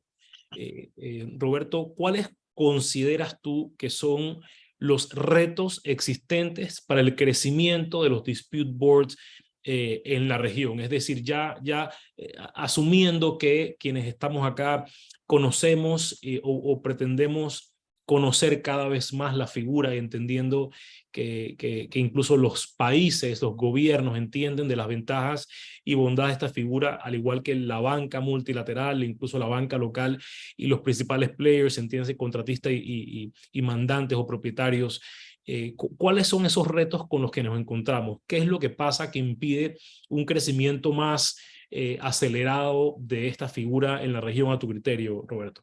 Muchas gracias, mi querido Eric. Mira, pues irónicamente, uno de los temas más complejos es que la industria en sí misma, la industria de la construcción, todavía no se siente completamente convencida de la figura. Entonces, increíblemente los promotores en muchos casos somos los abogados, que eventualmente somos los que nos veríamos más beneficiados de mayor conflicto, ¿no? Y entonces a veces las empresas constructoras, que son las que realmente pueden ahorrar estos recursos, siguen dudando sobre esta circunstancia. Y entonces yo creo que el primer reto es que la industria lo empuje y convenza y trabaje sobre ello. Segunda, los contratantes, los gobiernos contratantes siguen siendo, estando en duda, siguen estando sumamente cuestionando la figura, mucho porque como dice uno de los compañeros que hace la pregunta, los estados quieren seguir manteniendo el control de las reclamaciones y del poder frente a los contratistas y que eventualmente esto les resta poder. Lo que sí no hay que dejar de pasar es que esta fuerza muchas veces va en contra de el propio desarrollo de los proyectos. Por lo tanto, debe de ser un aliciente para los gobiernos el que puedan utilizar los dispute boards como una forma de facilitar su ejecución. Y eventualmente también esto es un círculo en el que organizaciones como la DRBF, que tú encabezas en Panamá, y las organizaciones que están pues colaborando, como el SECAP, como la Cámara de Comercio e Industria, a través de su liderazgo, puedan trabajar conjuntamente para que todos aquellos que están alrededor, abogados, ingenieros, consultores, etcétera, sepan de los beneficios. Y por lo tanto, entonces ya cierras todo el circuito, contratante, cliente y usuarios en beneficio del proyecto. Tenemos que quitarnos ese paradigma o esta situación de pensar que los trabajos se llevan a cabo a través del contrato y las obras en sí mismas. Tenemos que pensar en un ambiente más colaborativo y más propicio para la prevención de controversias, porque todos nuestros países se encuentran con limitaciones de recursos, de tiempo, de necesidades y de tipo económico, y por lo tanto los dispute boards resultan ser una gran medida. Entonces, es un tema complejo, pero yo creo que estos esfuerzos son muy importantes, Eric, para ir logrando que esos obstáculos cada vez sean menores. Gracias, Roberto. Sabes que mencionas algo importante y creo que de pronto no estaba formulado en ninguna de las preguntas y por esa razón no salió antes, pero es la composición misma de los dispute boards. Tú mencionas que los dispute boards no están formados, por supuesto, únicamente por abogados, pero me pudieras confirmar, es mi entendimiento, que la mayor parte de los dispute boards tiene un componente técnico y en su mayoría están o presididos únicamente por un abogado, acompañado de 2 ingenieros o un ingeniero o un arquitecto. ¿Me puedes hablar un poco o algunos otros panelistas sobre la composición en particular y el espacio para otros profesionales distintos a los abogados para la atención de estos conflictos? Sí, claro. Este es un espacio para ingenieros, para arquitectos, para abogados de construcción, para personas que entiendan a la industria. Entonces, hay una composición, no hay una composición perfecta, pero sí hay, por ejemplo, casos en los cuales el presidente es el abogado y hay 2 ingenieros, o un ingeniero y 2 abogados, pero como en todo tema de construcción, se requiere la parte legal y la parte técnica que complementen la posibilidad de prevenir y solucionar una controversia. Entonces, por eso es tan importante que nuestros colegas ingenieros y la parte técnica, pues precisamente sienta que este no es otro recurso legal, sino que este es un mecanismo propio de la obra y en beneficio de la construcción, más allá que un procedimiento típico que, como los que conocemos, de arbitraje, litigios, etcétera, uno más. Este es completamente diferente y por lo tanto puede incorporarse cualquier profesional que conozca de la industria. Gracias, Jerry. Sí, yo creo que me gustaría hacer un pequeño contraste y algo que vengo observando ya hace varios años en la diferencia en lo que es dispute board en Estados Unidos con el resto de Latinoamérica. En Estados Unidos, yo diría que la edad promedio de un miembro de un dispute board va de 65 para arriba. Mucha gente, muchos ingenieros, muchos abogados, muchos empleados ex empleados ya retirados de departamentos del gobierno que hacen construcción y hacen infraestructura, cuando se retiran, se convierten en miembros y se vuelcan al campo de los dispute boards, donde ellos aportan toda esa experiencia, todo ese conocimiento, toda esa línea de carrera, donde, como por decir, ya lo vieron todo. Y ese aporte a los proyectos es valiosísimo, porque ahí viene la sabiduría, con total imparcialidad. Entonces, los contratistas y los propietarios, ya sean públicos o privados, por naturaleza van a tener cierto respeto y cierto peso va a tener la opinión de alguien que, por decir, sin repetirme, ya lo vivió todo. En Latinoamérica, lo que estamos observando es que el promedio de edad y la gente que nosotros estamos capacitando, la gran mayoría, son mucho menores. Ahora, eso no lo hace mejor ni peor, pero sí es una bandera de cautela. El modelo necesita control de calidad, como cualquier otra cosa, como cualquier método de resolución de controversias o cualquier otro sistema que se implementa. Si no hay control de calidad, el modelo se cae. Si el modelo se cae, no da su servicio y no da el beneficio que se supone que tiene que darle a los proyectos. Entonces, no por promover a ninguna entidad capacitadora de dispute boards, pero es fundamental que los miembros que trabajan en los dispute boards verdaderamente tengan ese conocimiento y esa experiencia para aportarla al proyecto, para aportar y cumplir con la misión número 1, que es prevenir las disputas. Esa era mi observación. Gracias. Gracias, Jerry. Marcela, ¿quieres comentarnos algo?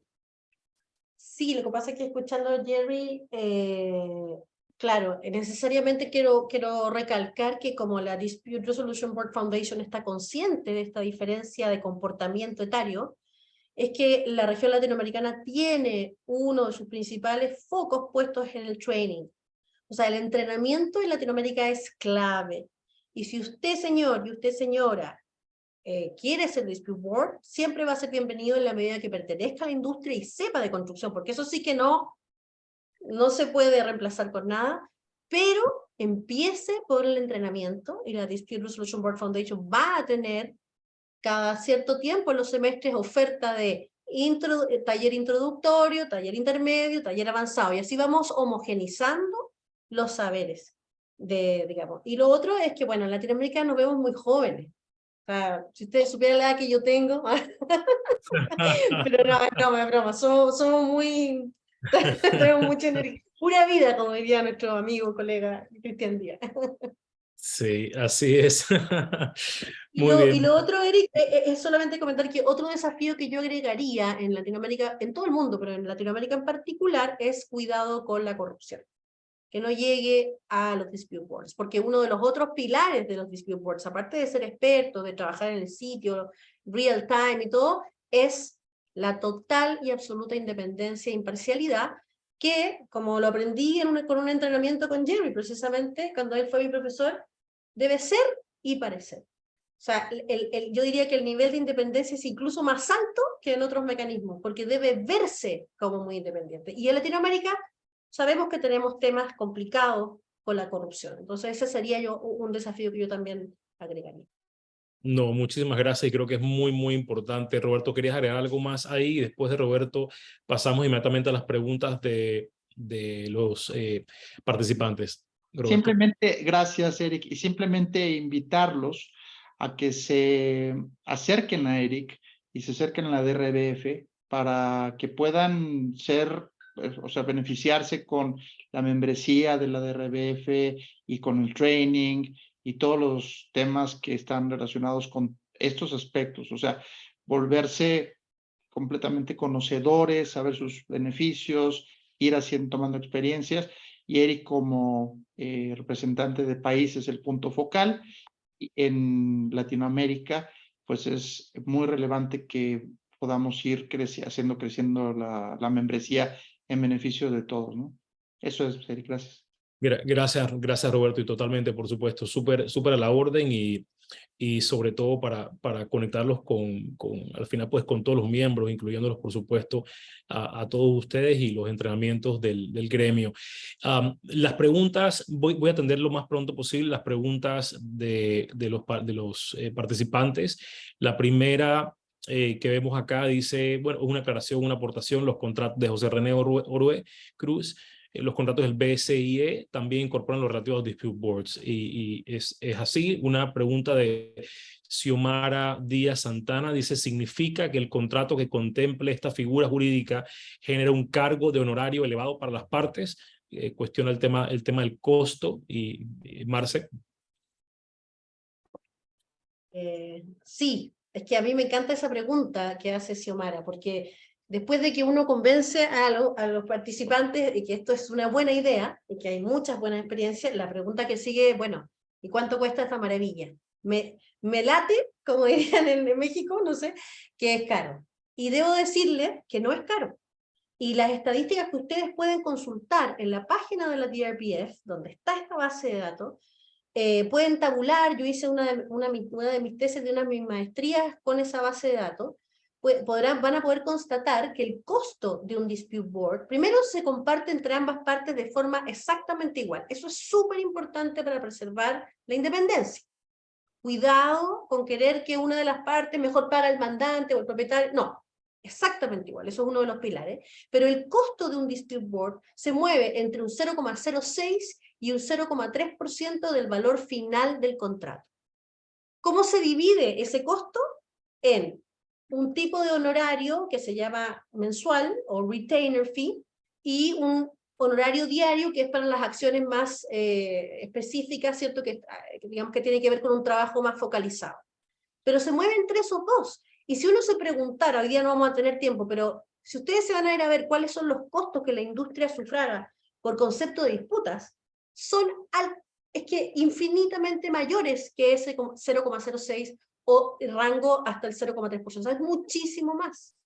Por lo tanto, no son honorarios altos. Está demostrado que la verdad es que es un costo perfectamente sostenible versus el riesgo y el costo que estamos pagando hoy. Gracias, Marcela. Jerry, ¿querías aportar algo? Una oración. Una disputa evitada por un dispute board paga el dispute board por todo el proyecto. Muy claro, muy claro. Gracias, Jerry. Hay dos preguntas relacionadas de Luis H. Moreno, y esta es una pregunta bastante, creo yo, local, pero además muy, muy importante, que entiendo perfectamente, y es una preocupación. Algunos contratos administrativos o estatales en su cláusula de resolución de disputas, en efecto, leen algo así como las disputas que se originen en el presente contrato serán resueltas mediante arbitraje, excepto aquello regulado en la ley 22, que aquí en Panamá es la ley de contrataciones públicas. Entonces, claro, la ley de contrataciones públicas regula todo. Entonces la pregunta termina siendo, porque espérate, entonces, no entiendo qué es lo que sí y qué es lo que no está incluido en esa cláusula. Es decir, entonces, ¿qué es lo que va al tribunal contencioso y qué es lo que va al tribunal de arbitraje? Y por ser local, simplemente un primer punto, Luis, y creo que no hay una respuesta. Ojalá hubiese una aclaración, porque tenemos ese tema que hemos discutido varias veces nosotros a raíz de varios contratos de clientes que la contienen. Nuestra interpretación acerca de eso es que ha sido un error en la redacción, en donde no puede entenderse que la finalidad de eso es excluir todo. Por lo tanto, mi opinión así muy general es que quizá aquellas potestades, algunas potestades del Estado podrían quedar reservadas, pero de nuevo, creo que es una muy mala y desafortunada redacción en muchos contratos actuales del Estado. No sé si alguno de los panelistas quisiera opinar al respecto. Eric, yo quisiera comentar algo. Si bien no me meto en derecho panameño, que por supuesto no tengo el gusto de ser abogado panameño, sí tengo conocimiento y experiencia en materia administrativa contenciosa. Sí les quiero decir algo. Debemos de comenzar a evitar esta duplicidad de medios y mecanismos que solamente complican el tema del proyecto. O sea, a final de cuentas, tener un dispute board y luego meter la acción constitucional y el proceso administrativo, etcétera, eventualmente lo que genera es complicar muchas de estas acciones e impedir el propósito de su ejecución. Sé que hay casos en los que tienes que hacerlo, pero yo les diría que tenemos que cambiar tanto en todos los actores, poco la idea de judicializar y legalizar los proyectos para convertirlos en realidades. Yo estoy seguro que ni don José Ramón y Casa, ni don César Tribaldos están enfocados en pensar en procedimientos litigiosos, sino en realización de proyectos, y eso es lo que se espera de la industria. Eventualmente, solamente invito, como lo haría en mi país, a que dejemos un poco al lado todas esas acciones legales y nos convirtamos más en promotores de proyectos completos en beneficio de aquellos que lo necesitan. Muchas gracias, Roberto. Creo que es un mensaje muy claro, y en efecto, sí, eso obliga además a hacer un poco del cambio de chip de la litigiosidad hacia la resolución real de los proyectos, y eso es un proceso también por el cual debemos transitar. Sé que estamos bastante mal de tiempo, Marce. Te doy la palabra y creo que nos quedan unas preguntas más. Sí. Solo quiero contarles lo que está pasando en Chile, para que vean. Chile es uno de los países que se ha demorado más en implementar, precisamente porque no hemos tenido la obligatoriedad de usarlo. Sin embargo, seguimos trabajando para usarlos y los vamos a usar, y los estamos usando ahora. ¿Sabe lo que está pasando? Las mejores empresas chilenas, las más sólidas, las más sanas, ya no quieren trabajar para el Estado. Y están dejando espacio para empresas chinas y empresas españolas, que son espectaculares cuando hablamos de construir, pero que son mucho más agresivas en sus comportamientos, que tienen más espalda y pueden responder frente al Estado. Entonces el Estado está viviendo dos cosas: no tiene oferentes suficientes como quisiera, y los precios están más altos. Eso le hace mal a la industria. Seguro. Interesante, gracias, Marcela. Hay una pregunta adicional de Xiomara Díaz, dice: bajo sus experiencias en América Latina, ¿en qué tipo de construcción se ha usado más la figura jurídica del Dispute Board? ¿Viviendas, hotelero u obras estatales? No sé quién, Jerry. En verdad puede ser las tres. Por lo general, en la experiencia ha sido más en obras donde el que sea que está financiando la obra exige los dispute boards. Y eso tiende a ser más en obras de infraestructura o obras financiadas con fondos extranjeros. Más que digamos, contratos privados de hotelería y ese tipo de... ¿Por qué? Porque ahí sí es total voluntad de las partes. En nuestra experiencia y a nivel mundial, la incursión de los dispute boards generalmente ha seguido lo que llamamos un evento catalítico. Algo que ocurre que obliga a los países a implementar el modelo. Y en la gran mayoría de esos casos, una vez implementado o a las fuerzas, digamos, por el evento catalítico, el éxito ha sido tal que se convierte y se adopta al régimen jurídico local. Ejemplos: Olimpiadas de Brasil. Ejemplo, los Juegos Panamericanos del Perú. Eventos catalíticos. ¿Por qué? Porque la entidad que organizó las Olimpiadas de Río exigió que hayan dispute boards. Lo mismo con los Juegos Panamericanos. ¿Por qué? Porque ni uno ni otro pueden demorarse. Entonces, de forma de, como digamos, mecanismo de mitigar el riesgo de demoras, el evento catalítico es la obligación del dispute board. El bid, yo te presto la plata para hacer este proyecto, pero me usas modelo FIDI que contrato y me pones dispute boards. ¿Por qué? Porque eso protege mi inversión. Fondo del Milenio, mismo, exactamente lo mismo. Esos son los eventos catalíticos que obligan a la incursión del modelo. Y eso puede ser en diferentes sectores. O sea que el sector no es tan importante. Es que exista algo o un evento que impulse el modelo, que haga que se pruebe el modelo y que después, por su propia naturaleza y su propio éxito, es recibido y adoptado en el régimen local.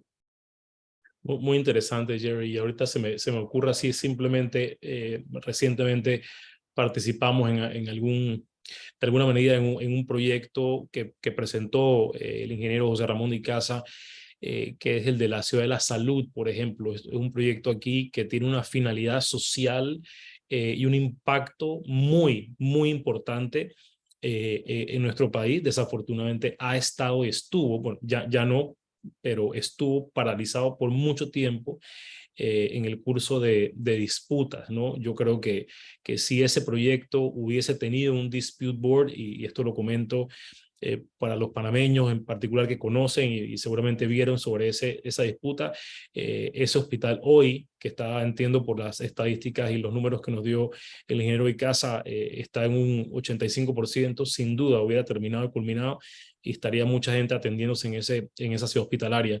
Sí, Jerry. Un comentario más, también basado en nuestra experiencia y muy aplicable en Latinoamérica. En Latinoamérica existen en nuestros países estas entidades que se llaman las Contralorías. Y las Contralorías tienen, digamos, la función de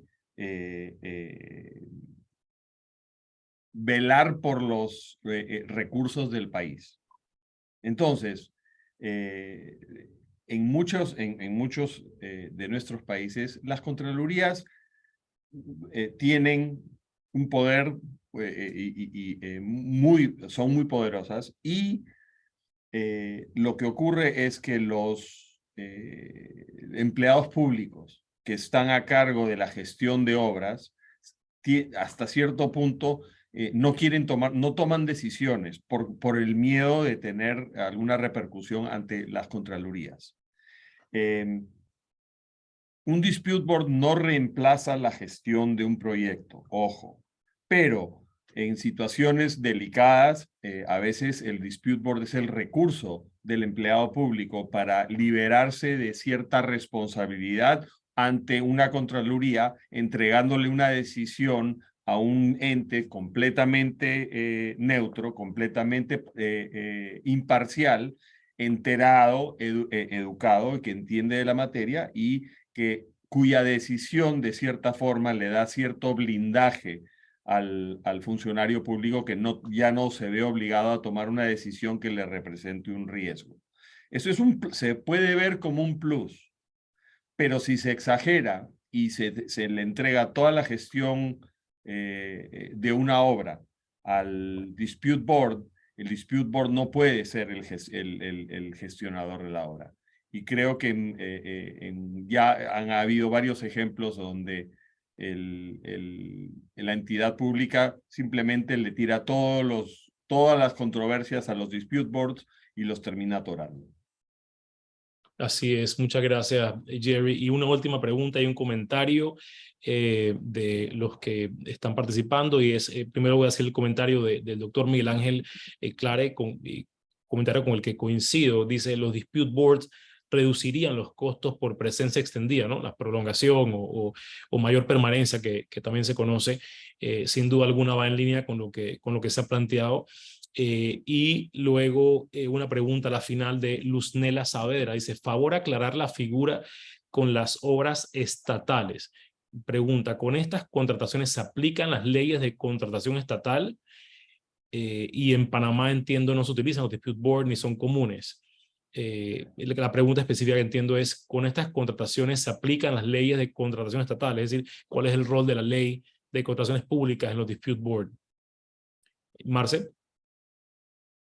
Yo creo que la mejor práctica es esa, es incorporar dentro de las regulaciones de contrataciones del Estado la figura del Dispute Board sin modificarla, sin empezar a inventar limitaciones, sin llevársela al mundo del príncipe, o sea, del Estado como el Estado del príncipe, o sea, dejando que como figura sea y entregue sus beneficios tal cual, porque hay, por ejemplo, en Perú lo que se ha hecho es, todavía no se modifica realmente la ley de contrataciones del Estado como debiera, pero se ha dictado un régimen de excepción, donde ciertas obras se rigen por este tipo de contratos estandarizados y usan dispute board, pero hay otras que siguen en la prehistoria de la obra pública tradicional y, bueno, tienen todos los problemas que están teniendo las obras públicas. Entonces, yo estoy muy de acuerdo con lo que decía, creo que Roberto antes decía, evitemos la duplicidad de regímenes, porque hasta podríamos pensar que no es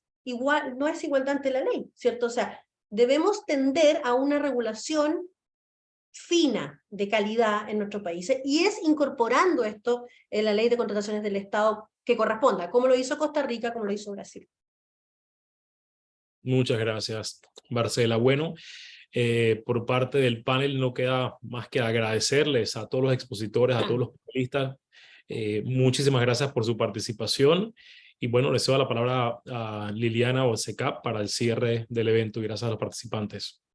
Sí, muchísimas gracias, Eric. De verdad que en nombre del Centro de Conciliación y Arbitraje de Panamá, SECAP, quiero agradecerles tanto a Eric, Roberto, Marcela, Jerry, José Ramón y Casa, su participación esta tarde. Creo que tenemos un panorama bastante alentador y estoy segura que con la ayuda de la industria, de los practicantes, conocedores del tema de construcción, que están, ustedes no le han hablado nada diferente, saben de los problemas que se están dando. Y quiero pues finalmente invitarlos, voy a pedirle a Lacey del equipo de SECAP que nos proyecte, que reserven la fecha. Ya tenemos fecha para el taller de administración y práctica de Dispute Board, que es el taller inicial que se está organizando a través de DRBF Foundation, esto para el próximo 31 de enero de 2023 a 1 y 2 de febrero. Exacto. Son 3 días, son de tarde, en horario de 4 de la tarde, así que pues queremos invitarlo a que participen de esta actividad. Y que las personas que están interesadas en incursionar, vamos de la mano de, como han visto, de una de las organizaciones que a nivel global preparan la capacitación, los cursos de los expertos que forman parte pues, de estos paneles o dispute boards, en su nombre genérico, en anglicismo, pero de forma genérica lo vamos a llamar así, SECAP Dispute Board, en el caso pues de la prestación de servicios que SECAP proyecta para el próximo año. Así que con eso los dejo, sin robarles más tiempo, ya son las 6:04 de la tarde, así que cumpliendo un poco con el horario, muchísimas gracias. No sé si alguno quiere añadir algo más, Marcela. Una cosa muy chiquitita, decirles que gracias al convenio que se ha celebrado con SECAP y la DRBF, esa inscripción a este curso donde van a participar estos flamantes entre expertos como Jerry, como Roberto, ¿cierto? Y otros más, como Cristian Díaz también, Eric, viene con una membresía para la DRBF de 1 año. Entonces, yo tenía que decir eso porque lo encuentro un plus, entonces. un plus, así es, tenemos un convenio pues, de entendimiento a nivel de la expedición de las certificaciones, la va a emitir DRBF, y eso es súper importante pues porque ustedes ven que no es nada improvisado, es un tema global, bajo principios, reglas y guías generales, buscando siempre esa uniformidad de la práctica que tanto necesitamos en Latinoamérica y que SECAP va a ser parte de este campo. Así que muchísimas gracias. No sé si el presidente quiere añadir algo más. Por mi parte, por acá, por la dirección del centro, todo. ¿Presidente? Es el presidente que está todo completo. Así que bueno, entonces que tengan todos muy buenas tardes. En nombre de SECAP, de DRBF, por la atención, hemos tenido muy buena audiencia, así que nos sentimos plenamente satisfechos. Hasta luego. Muchas gracias. Hasta luego. Un gusto. Gracias, hasta luego a todos. Muchísimo gusto.